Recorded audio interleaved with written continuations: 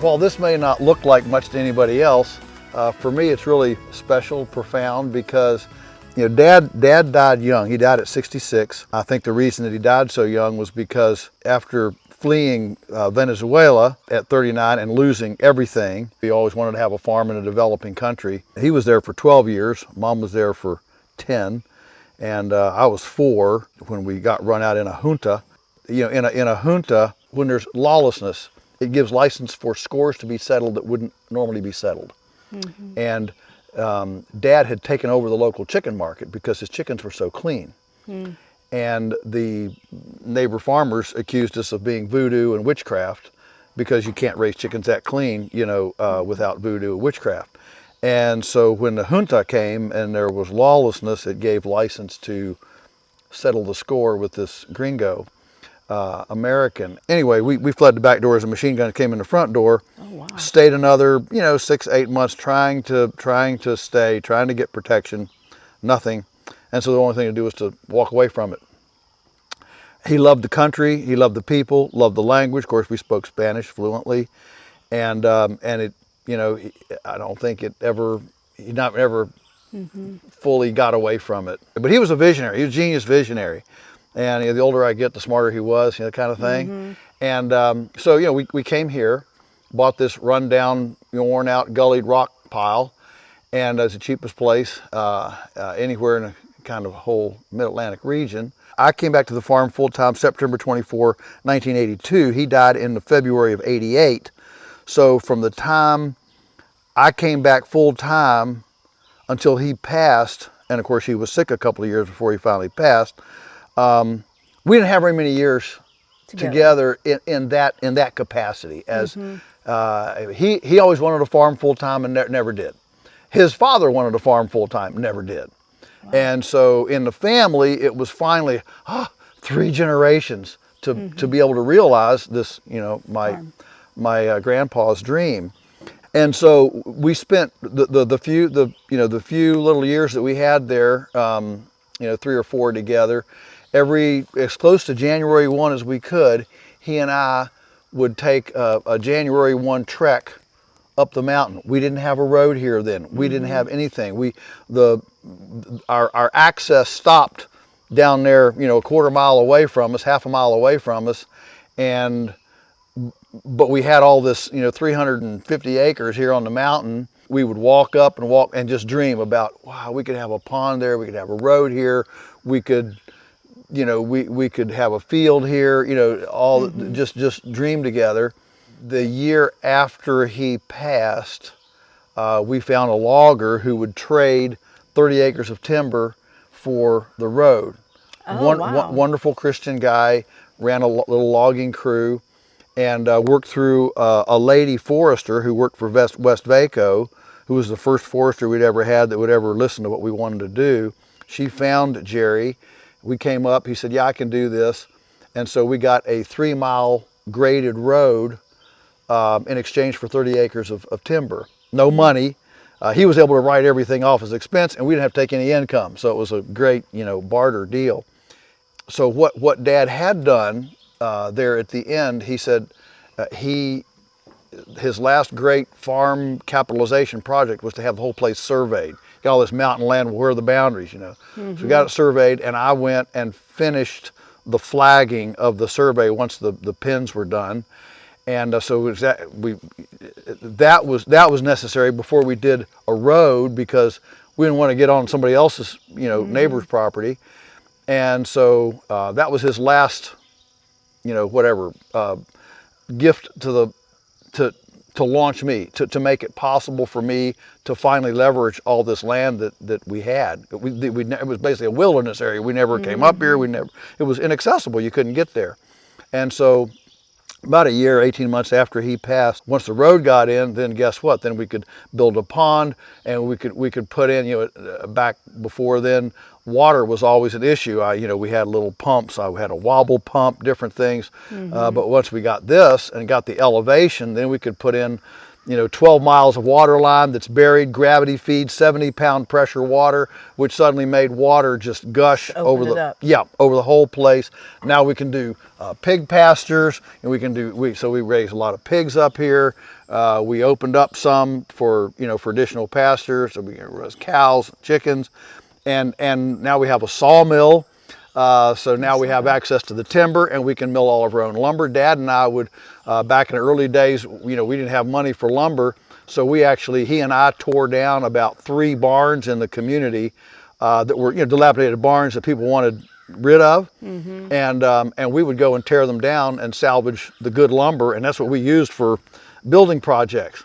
And so I can remember just walking here with Dad, thinking and dreaming. And so now, when I zip up here on the road, and we take a log down to mill for a project or sell, or the pigs or whatever, every time I come here, those precious memories of dreaming and thinking of what was possible, flood my mind. And so that's a real generational blessing. That's what it is that I think of. Yeah, is absolutely. That, a legacy that's happened, but that generational blessing that is now upon you, and then you are sharing now with so many others here at the farm. I stand on the shoulder of giants. He lived, and my grandfather, I had 2 generations who lived a little below their means. And when families live below their means for generations, that's how you accumulate wealth. And he, and now, so here we are. What's fascinating is here we are in our nation. We've got economic dysfunction, we've got urban dysfunction, we've got social dysfunction, we've got. You want to make a list of dysfunction right now in our wonderful America. And I'm not dissing. I'm glad to be an American. Okay. Yeah. But we have real issues. Interestingly, in the last couple of years, I've had 4 or 5 billionaires call me asking, how do we put together an agrarian bunker? And these are people that have private jets. Wow. They can go anywhere in the world, but they're seeing handwriting on the wall. The cities are going to burn. I can't trust the Federal Reserve anymore. What am I going to do? And I'm thinking back, Dad saw so far into the future that he saw the resilience and the possibility and the security and stability and safety of this long before. He was original lunatic. Right? Yes, absolutely. Yeah, he truly was the original. Growing up in a family that thought differently, that embraced being different. Both Mom and Dad embraced being different, and standing up for conviction. Mom in college, she grew up in a broken home, alcoholic father, abandoned them back in the Depression, when there was no government safety net. And I'm not suggesting there should be a government safety net. I'm just saying, it was tough. And so when she met the Lord as a teenager, she was 100%.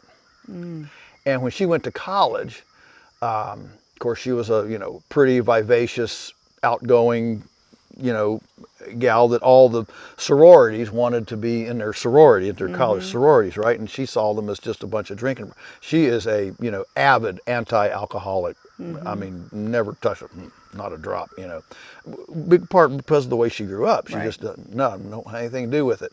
And so she went to the administration and said, I'd like to start a sorority for women that has no alcohol. They marked her student resume, whatever, with a bunch of black marks, saying she was a rebellious. She wasn't content with what the college offered. Oh, wow. She was dissatisfied and a troublemaker. Wow. And so this thinking outside the box is just, that's a legacy too. Mm-hmm. Yes, the land is a legacy. The philosophy of non-chemical, creation-oriented, God-ordered template is a legacy, but just embracing your own personal conviction as it's okay if nobody else agrees with it or endorses it, and embracing that is a priceless gift. Most people don't have that. They're I better check with family, I better check with friends, I better check, with this, that, and the other. And I understand multitude of counselor, is a good thing, but at the end of the day, you got to go to bed and live with yourself. Do you feel that maybe that type of that conviction, that being a lunatic is from God? Yeah, I do. I think, if you study the Old Testament at all, well, Jesus was revolutionary. He threw the money changers out of the temple. That was disruptive.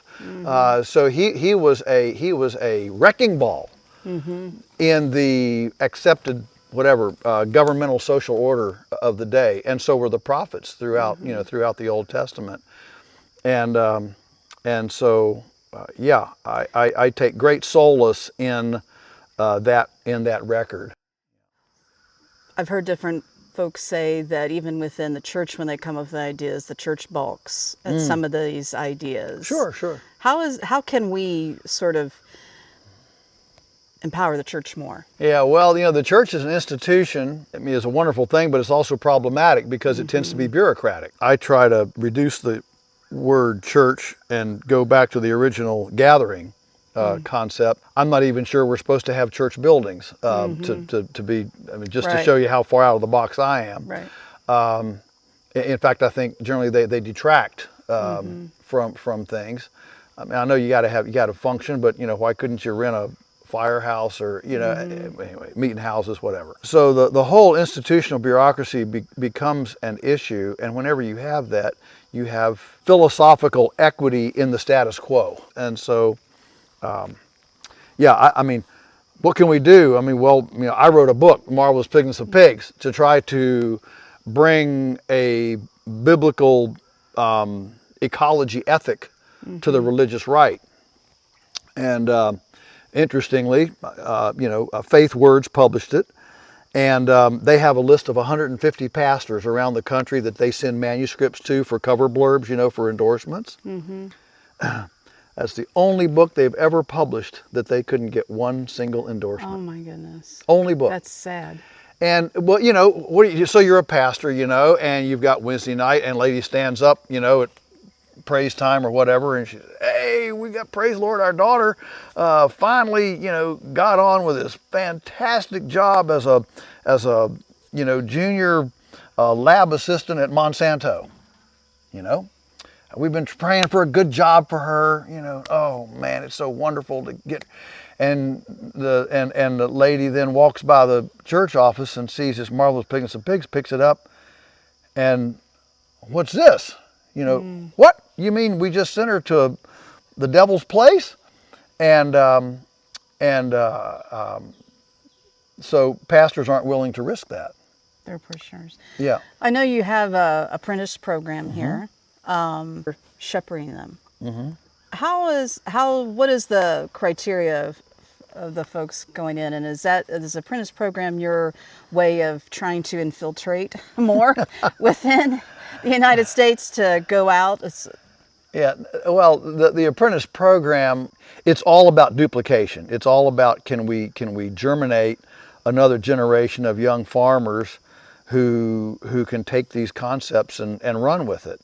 And so we literally we said no for years to young people who were coming and asking because we just didn't want to complicate our lives or feel like we didn't have enough work or whatever. And And we had a customer who was a quintessential entrepreneur, and he started taking our eggs to chefs in DC, and they went nuts over them. And he came to us and said, how soon can you get me 600 dozen eggs a week? And so we saw that opportunity. All right, we got him ready to find these customers. We're turning away these young people that want to come and learn. And so in that year, it's about 30 years ago, we started the apprentice program. We got the cottage, we started the laying, increased the egg production, and started the apprentice program all kind of at the same time, which is now morphed into the apprentice and the stewardship program. They're two completely different programs. One's 5 months, one's 12 months. And the whole goal there, well, the mission statement of the stewardship program, which is 5 months, May 1 to September 30, is to come and see if you have what it takes to be a farmer. Mm-hmm. And then the apprenticeship program is to learn the Polyface way and be able to duplicate it anywhere in the world. So they're two very different programs, two different objectives. But yeah, the whole objective is to actually, empower and germinate successful young farmers, because right now the average American farmer is 60 years old. Mm, yeah. So in the next 15 years, half of all America's agriculture equity, that's land, buildings, machinery, half of all America's agriculture equity is going to change hands in the next 15 years. I was just actually heard a story about that the other day. Yeah. And it sounds pretty scary. It is. For anybody that's thinking, it is. Partly because it's never happened. That level of agrarian equity transfer has never happened in any civilization except in conquest. Mm. The Huns invade Rome, or whatever. And now I'm not saying we're getting ready to get conquested. Maybe we are, maybe we aren't. I don't know. But I'm just saying that level of agrarian of agricultural transfer in equity has never happened in peace in any civilization. So yeah, it is a big deal. Now, I know we're only cranking out a few a year, but all we can do is our part. Mm-hmm. Jesus turned the world upside down with 12. You ever going to run for office? No, I can't imagine running for office. If I had the time to run for office, I'd rather write another book. I think the pen is more powerful, and I just can't. I don't function well in committee. Mm-hmm. I'm a entrepreneur, do it kind of guy, and this haranguing and wrangling over mm-hmm. placating this to placate that, it drives me nuts. I just don't have the personality for it. What our U.S. citizens in whole can do, as far as even with this farming, crisis we're coming up to, and even as a family who may not have, mm-hmm. whether they're living in cities, suburban, or even in a rural area that maybe know nothing about mm-hmm. this, but mm-hmm. maybe have that urging mm-hmm. to do something. Mm-hmm. What can they do? What can we do as citizens? Yeah, it's great. So I have a 3-part recipe for that. The first thing is do something yourself. I mean, even if it's a vermicomposting bin under your sink, mm-hmm. so you don't dump your garbage down the garbage disposal or put it out in the street for the people to do something. And in my book Polyface Micro, I say how you can have chickens and rabbits in a Manhattan apartment. So don't mm-hmm. think you got to own a bunch of land to mm-hmm. to contribute. But by doing something yourself, even if it's a little hanging herb tube on the front porch, okay, mm-hmm. you viscerally touch the majesty of creation, mm-hmm. and you touch life. Mm-hmm. And as a culture, we're not touching life much anymore. Everything is artificial. Everything mm-hmm. is either fantasy or artificial. The next is to get in your kitchen. Ultimately, we will have the food system that our domestic culinary arts mandates. And if your domestic culinary arts is, I'm never going to learn how to cut up a chicken, and I'm never going to cook, and I'm just going to give the kids Lunchables and Hot Pockets and go to Chick-fil-A for lunch. If that's your domestic culinary, whatever, trajectory, you're part of the problem. Mm. And the great the great lie, the great deception to the human spirit is, I want change, but I don't want to change. I want you to change. I want somebody else to change. And we don't realize, looking in the mirror, no, I've got to be the, I've got to be the change I want to see. And so, yeah, turn off the Netflix, cancel the Caribbean cruise and the Colorado ski trip, and get in your kitchen and participate. It's like the same people that say, well, I'm not growing spiritually. Well, what are you doing? Oh, I come every Sunday morning. Isn't that good enough? No, probably not. Okay. And so you have to participate. You have to study. You have to, get after it. So that's the second thing. Get in your kitchen, because our kitchens direct what what the food system out there looks like. Farmers have always grown for what the market says. When the market says, I want McDonald's, Chick-fil-A, and Plant burgers. and junk, yeah, lab meat or whatever. Yes, scary insects.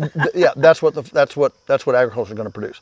The third thing, so you got to do something yourself, get in your kitchen, and the third thing is to find and spend some time on a local farm. Find your farmer, and that can be, of course, you can start by perusing websites and things like that. You can learn a lot. At the end of the day, which is more important, getting in touch with Mickey Mouse or getting in touch with your body's fuel? And I'd say getting in touch with your body's fuel is probably more important than getting in touch with Mickey Mouse. And so that's my kind of three-part recipe for what anybody can do, and we can all be challenged to do more.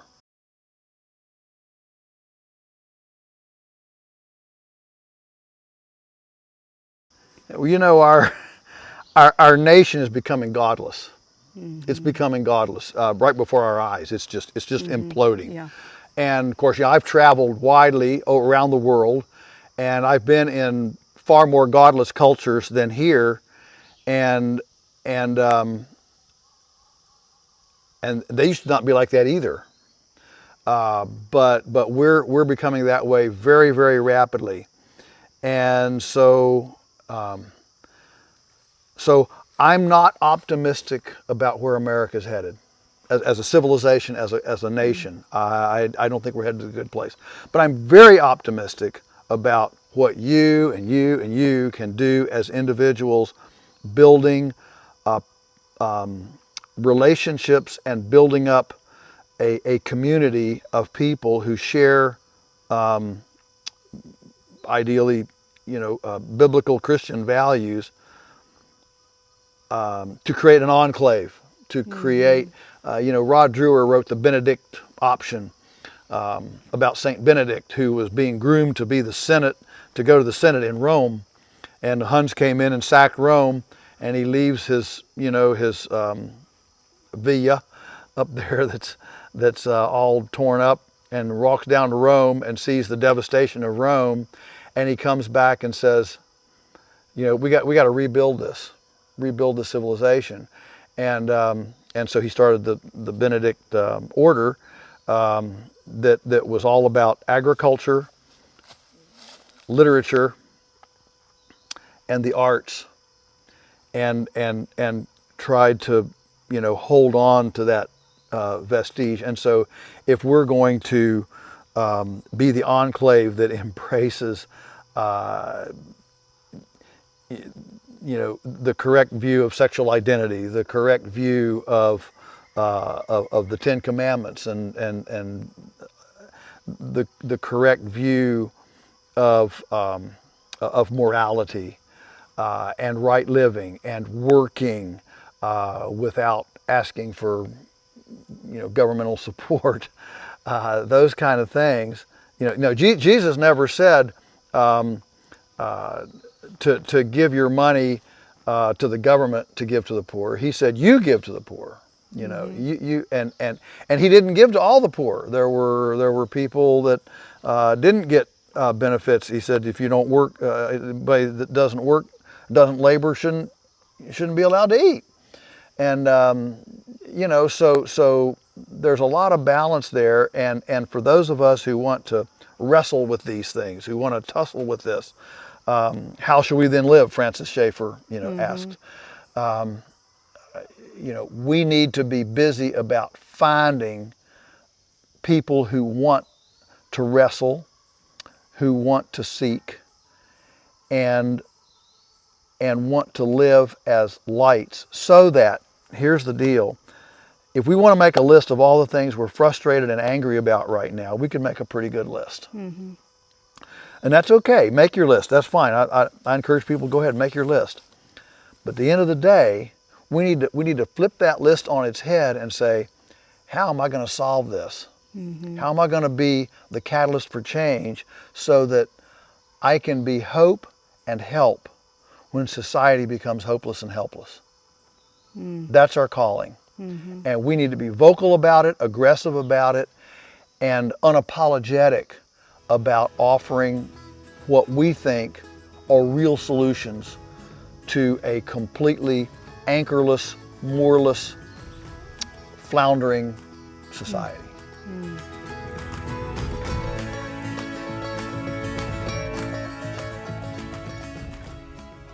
I guess my sense is, Thessalonians says, pray without ceasing. A lot of my farm work here is walking and being by myself. And so it's not like, I have it on at 3 o'clock, I'm going to go to the woods and pray. When I'm up here, I'm thinking, I'm open, and I'm ready, and I'm seeking, and there's a quietness, there's a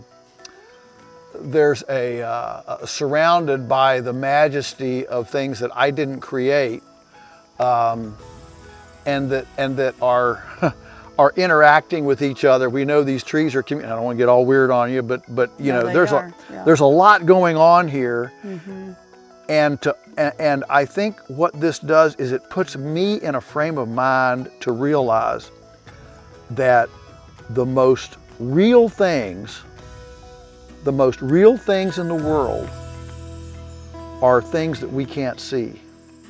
The most important things that are happening are invisible.